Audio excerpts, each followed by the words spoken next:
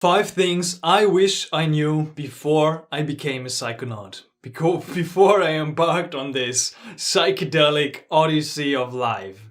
It's a crazy journey. Let's just jump straight in. The first one is that there are levels to this thing, right?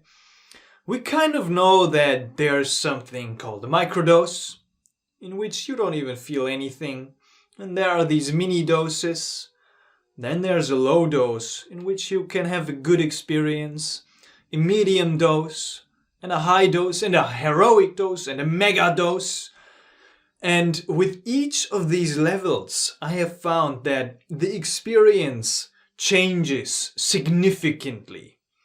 It's not just that if you take 100 micrograms of LSD, that you kind of know or get a sense of what 300 might be.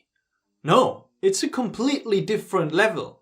And if you take 300 micrograms a couple times and you experience it in that space, you might fall into this sensation of knowing what it might be like to take 700. But no, the experience, the nature of the experience changes significantly.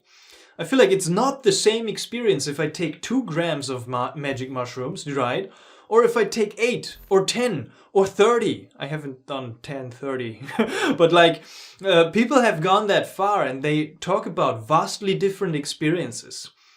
And it's fascinating to see how deep it goes. So what I kind of wish I knew is that this journey that we're on, it's infinite.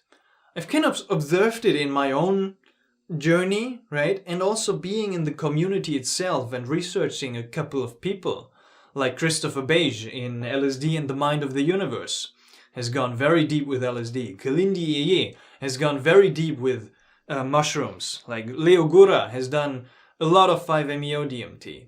And it seems like what these people are reporting back is that the journey is infinite, right?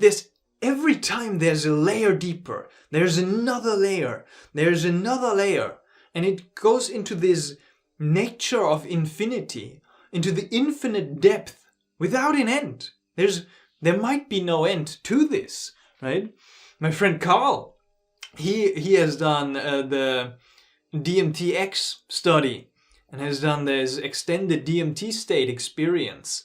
And what he reported back was that he got handed a key and he was in this singularity of the 5-MeO DMT breakthrough state kind of. And he got handed a key and he broke through into another layer and discovered that there was not just a unity, it's not just one, but there is a multiplicity of unities, which is so far beyond what our ordinary mind can imagine. And Leo Gura is talking about similar insights in his deep explorations of 5-MeO DMT. And so at this moment, I woke up to the fact that I am God, but what it means for me to be God and for me to be absolute and sovereign is that there can be an infinite number of other absolute consciousnesses like myself, forever disconnected from me, doing their own thing. I awoke to this insight, that there can in fact be infinite gods. And I don't just mean gods with a lowercase g, but I mean infinite gods with an uppercase G. What is beyond the non-duality? What is generating the non-duality? What actually happened was I could see, and it was a very large dose, so I could see the 5-MeO experience at the bottom of my bed. And Matt, I don't know how many of you have tried 5-MeO DMT, but I could see the unity at the bottom of my bed, and it looked like a black hole, and I was like, oh my God, there it is, and I can sort of try to get moving into it, and then this astonishing thing happened where it cracked. The unity cracked, and I was like, oh my God, what's happening? Like, what's going on? I was like, is it all going to go back to a duality? But no, what happened was that behind the crack, it revealed a plurality of unities. And I'll be forever grateful for this journey to experience that and understand that there's not just one non-duality, but a multitude of them. Still, I guess you're not gonna get anywhere, right? That's also the paradox of this work that we're doing. You're not gonna get anywhere but here. But here, right here, that's where you're gonna arrive ultimately. After journeying to the multiplicities of unities and expanding into that state, you're always gonna arrive here, back here, right now. So this is kind of just what I wish I knew, that this work is infinite. It's not ending. When I started, I kind of had the sensation that, okay, I'm going to use psychedelics and eventually I'm going to be enlightened, right? Or self-actualized or work through everything. But life is continuously giving more input to work through. So it's just a never-ending journey. And to realize that and to come to a place of peace with that is just wonderful and kind of something I wish I knew before I started. The second thing on the path of a Psychonaut I wish I knew is that once you look in, there's no going back. I mean, not that I wish that I could go back, but I feel like once you lift the veil, once you peek in, once you know, right? Especially in your heart, your being knows. Your mind can find excuses or can try to distract itself and ignore what has been experienced. But I feel like something deep inside me kind of knows that there's this knowing of the truth, or of this mystery of reality. And I can't forget that. Or this knowing of a certain fear that I have, the fear of death coming up. And now I know I have this fear. And I can't forget it, right? I can't turn back and just not do the work anymore. I feel like I'm a slave to the work. I'm gonna continue to do this work. And it's a fine balancing act, right? There's nothing wrong with turning your back to the psychedelics and choosing not to work with them for a couple years, decades, maybe even for the rest of your life. That's a valid choice. But kind of this work of self-actualization and self-realization, which kind of flows into my approach to the psychedelic experience, I feel like I can't stop anymore. It's like, what else am I gonna do than just to do my practice, to unite with that divine sense that I have experienced, to devote myself to that path. It's a good one. So, the third one I wish I knew before I started out is that you don't know what another person is experiencing, right? You don't know what another person, another psychonaut, another traveler has been experiencing or is experiencing in their journeys. There's such a uniqueness to each and every experience that it's like you can't even fathom how it's like for them. For example, when I first started out, I listened to a lot of Terence McKenna. Terence McKenna was talking about this DMT state. And I was assuming that his descriptions would match my DMT experiences. And then I started out in my DMT journeys and I had no visual experiences. No little elves dancing around. Nothing, not the mandalas and the phases he described. Nothing like that. It was a completely unique experience to me, and it has been ever since. Each and every experience is so unique. I'm, for example, not experiencing psychedelics so visually. I have a high tolerance at times to psychedelics, and another one might just need half the dose or even quarter the dose that you need to get the same effects or to get similar effects, or might have more visuals, right? There's so much variety. So just like one lesson I learned from that is don't assume that you know what another person has been through, what has been experiencing.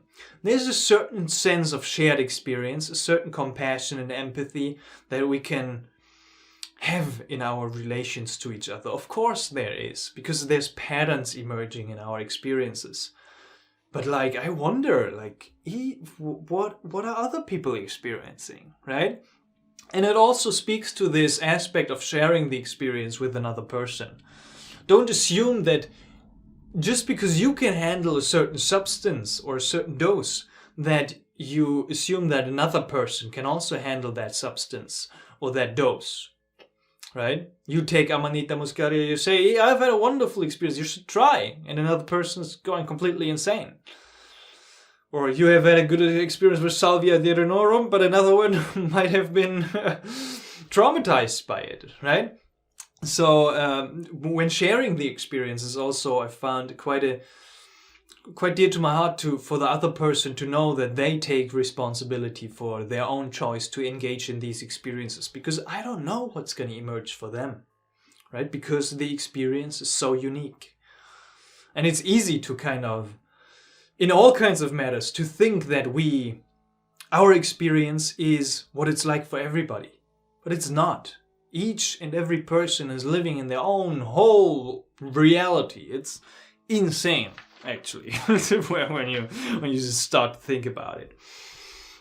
So, next lesson number 4. Fourth thing I wish I knew before I started out as a psychonaut is, when it comes to psychedelics, expectations don't always match reality.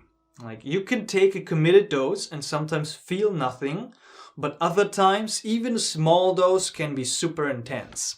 The key is to be ready for anything. Don't be disappointed if nothing is happening.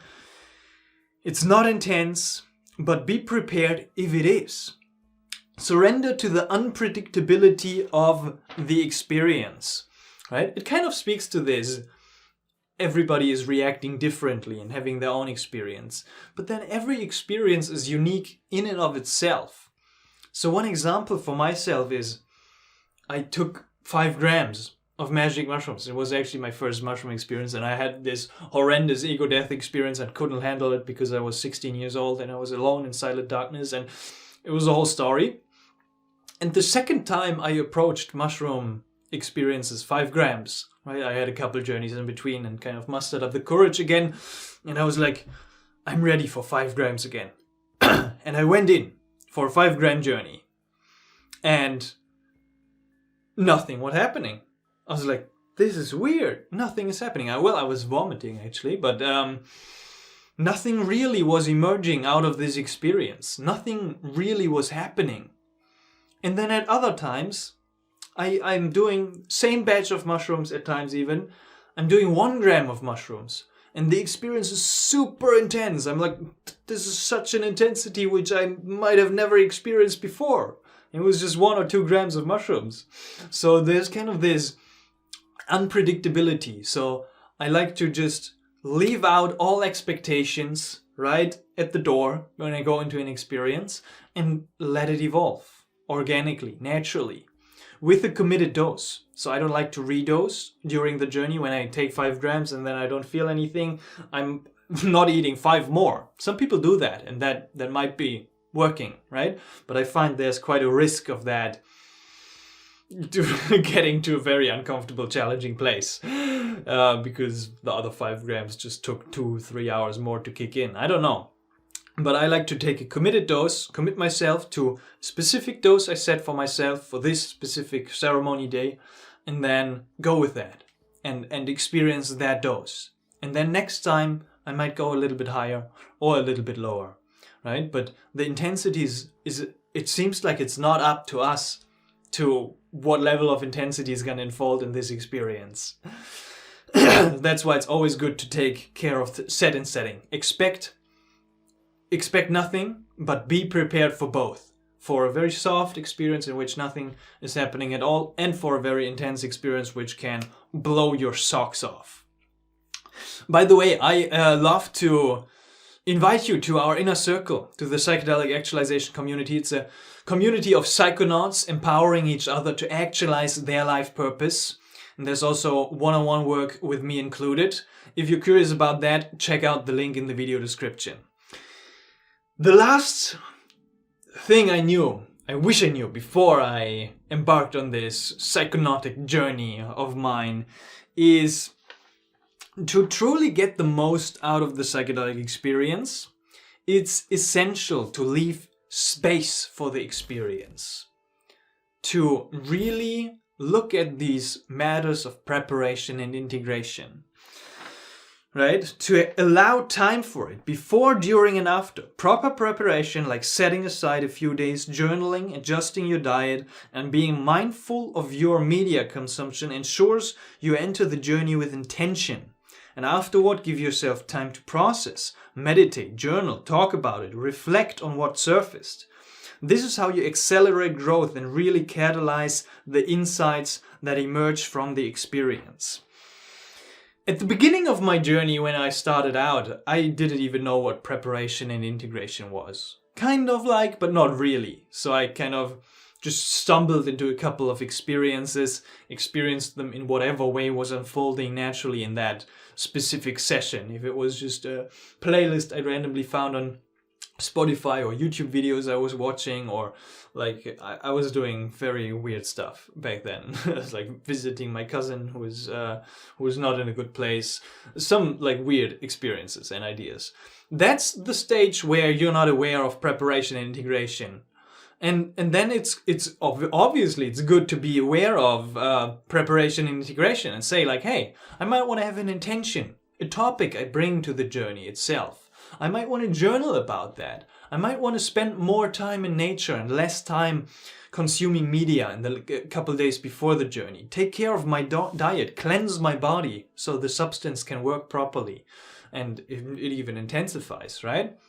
So kind of when you do that, and then you take time afterwards as well to let the experience be with the experience, sit with it. Don't engage in work one day after the experience, 2 days after the experience, but really feel into this experience and let it integrate itself, and integrate it by being with it and reflecting on it.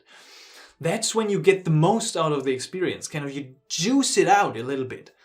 Like you get all the juice, the juicy insights out of the experience. And that's when you kind of grow the most. You kind of change the most from one experience in and of itself. That's a beautiful stage. What I noticed is when I moved into this passion for going into psychedelic journeys is that I kind of, at times, not always, but at times I lost sight of the importance of that preparation and integration. And I would go into psychedelic journeys maybe even more frequently, maybe not preparing as much and just deciding spontaneously to have an experience, and then not integrating it, leaving time afterwards a couple of days, but really just moving on with my life immediately, because it's like this psychonautic lifestyle a little bit. But what I wish I knew is that this is kind of, it's crucial. If I want to get the most out of one specific experience, it's crucial to let there be space and time for it, to prepare for it, and then to integrate it properly. Because that is where this accelerated growth is happening, where you also integrate the insights you gain from your experiences the most. So that's all. That's 5 things I wish I knew before I started taking psychedelics, before I started on my journey as a psychonaut. As I said, I love to empower psychonauts discover and actualize their life purpose. If you're curious about joining our inner circle, having weekly calls, and working one-on-one with me, check out the link in the video description. I love you all, and have a beautiful, beautiful, beautiful rest of your day. And try to integrate all these insights, because I've made the lessons, right? So you don't have to make them.